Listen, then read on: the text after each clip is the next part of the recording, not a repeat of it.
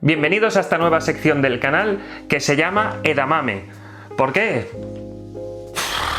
Unos amigos míos me preguntaron que por qué no le ponía Edamame de nombre y dije, vale, me parece bien. Esa parte aleatoria, pues la aceptamos. ¿De qué se trata esta sección? Pues en este caso no vamos a analizar filosóficamente videojuegos o películas, sino que vamos a hablar de algún tema de actualidad, del mundo de la ciencia o de, bueno, en general lo que me parezca a mí, que me parezca interesante para comentar un poquito. Estos vídeos tienen un carácter más ensayístico, donde lo que hago es exponer una reflexión o mis ideas sobre un tema. En este caso quería compartir con vosotros una reflexión que he tenido estos últimos meses en torno al tema del COVID. Y es que hay algunas cosas que me parecen muy curiosas. La primera es que me he encontrado a mucha gente que me ha comentado que esto era como una película. Y la verdad es que cuando me comentaban esas cosas yo me quedaba pensando, diciendo, la verdad es que yo no lo vivo como una película, lo vivo como algo bastante real. Entonces me pregunté qué hay detrás de esta sensación de vivir como una película, un acontecimiento dramático. La causa principal es que nadie se esperaba venir esta pandemia. Lo primero que yo me pregunto es si eso es real. Curiosamente lo vi después de que empezara la pandemia, pero hay un documental, una serie de documentales en Netflix que se llama En pocas palabras. Son capítulos de 20 minutos sobre un tema en concreto. Hay uno que se llama La próxima pandemia, que es creo que del 2018, en el que se analiza el posible impacto de una pandemia en la era actual, de cuáles son las medidas de los distintos países, si estamos preparados o no para recibirla, etc. En ese documental, de hecho, nos advierten sobre los peligros de una próxima pandemia.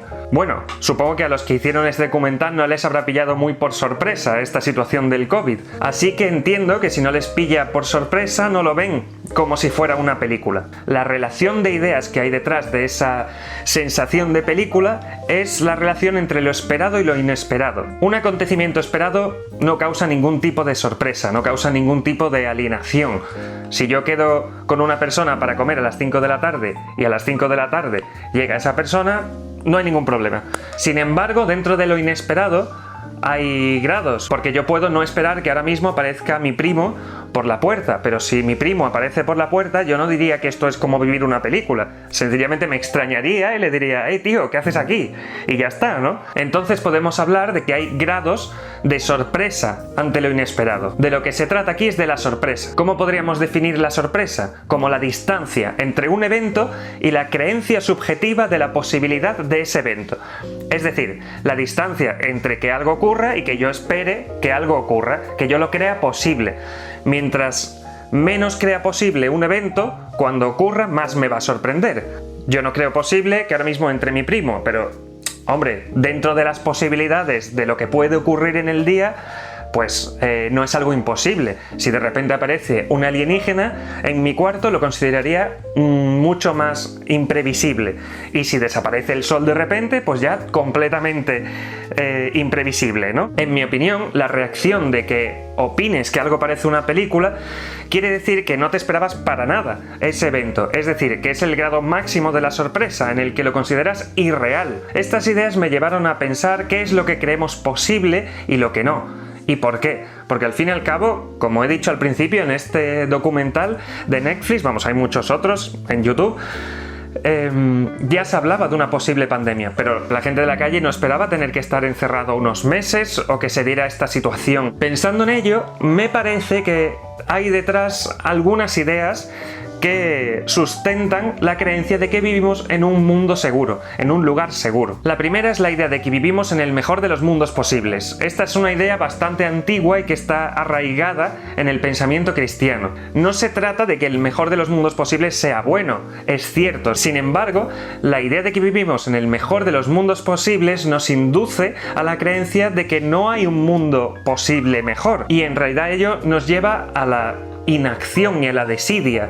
Es decir, no debemos cambiar el mundo, sino que, bueno, Nos conformamos porque vivimos en el mejor de los mundos posibles. Este argumento se creó con la idea de salvaguardar la bondad de Dios, porque al fin y al cabo, si vemos tantos desastres en el mundo, tanta muerte y tanto sufrimiento, siempre ha surgido la pregunta de cómo podemos justificar que Dios sea bueno. Así que algunos filósofos antiguos pensaron que, bueno, el mundo no es bueno para ti, pero es el mejor de los mundos posibles. Al fin y al cabo responden un plan. Si Dios pudiera haber hecho un mundo mejor, lo habría hecho. Hombre, lo cierto es que no está nada claro que vivamos en el mejor de los mundos posibles. Entonces, en mi opinión, esta creencia está en el subconsciente general de todos los que nos hemos educado en una cultura cristiana y nos hace conformarnos con el mundo con el que vivimos. La segunda idea, y tal vez la más importante, es la idea de que la naturaleza es buena.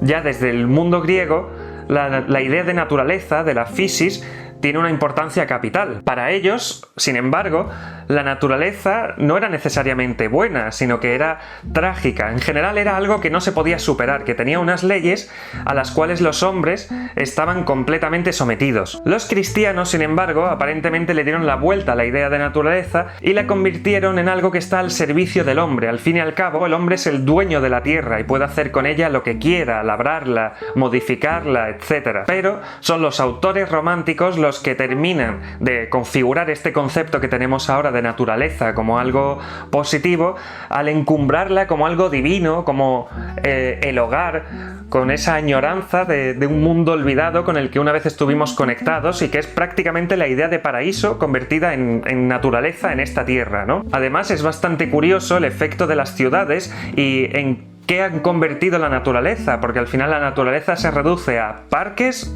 árboles en largas avenidas o zonas de excursión para los fines de semana. Es decir, apenas tenemos un contacto ya con la naturaleza real, con la naturaleza salvaje.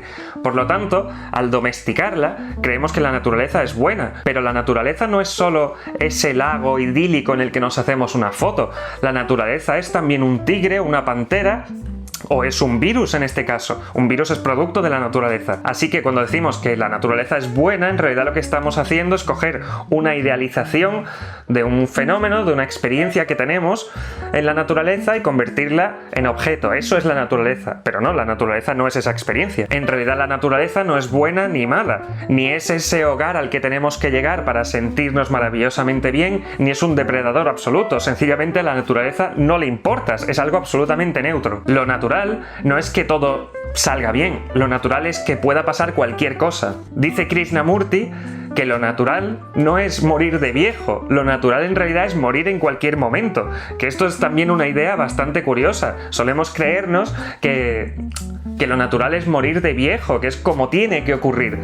Bueno, eso es lo esperado y es lo deseado, pero no es lo natural. En mi opinión, en nuestra cultura apartamos ese lado oscuro de la naturaleza, como son por ejemplo los virus, y lo olvidamos completamente, olvidamos la fuerza de la naturaleza para destruirnos, y por eso cuando ocurre, en este caso un desastre natural, lo consideramos imposible y nos parece como una película, pero en absoluto lo es. Y conectando todas las ideas, no esperamos que las cosas horribles de la naturaleza nos ocurran. En mi opinión, la lección que nos da esta pandemia, si es que nos da alguna lección, que en fin, vamos a dejar ese tema aparte, es que hay que considerar lo horrible como posible. Si lo alejamos de nuestro horizonte de expectativas, de lo que consideramos posible, no nos preparamos para enfrentarnos a ellos. La duda que me surge reflexionando sobre estos temas es una bastante inquietante, que es ¿qué consideramos posible que nos ocurra?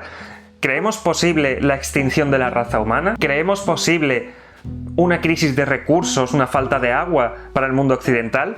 ¿Creemos posible que de verdad el cambio climático nos afecte y nos haga abandonar nuestras casas y tener que mudarnos como refugiados a otro país? Tal vez no considerar estas cosas como posible sea parte del problema, y antes de preocuparnos por arreglar el mundo, tengamos que cambiar esas creencias limitantes que nos impiden enfrentarnos a arreglar el mundo. En fin, creo que este tema da para pensar un poco. Bueno, espero que os haya gustado, que hayáis reflexionado conmigo. Como os he dicho, esto es solo un ensayo y una opinión, no tengo un veredicto final sobre este tema, sencillamente son ideas que he tenido estos meses. Si tenéis alguna opinión o queréis compartir vuestra reflexión, podéis hacerlo en los comentarios, y si no, pues haced lo que os dé la gana.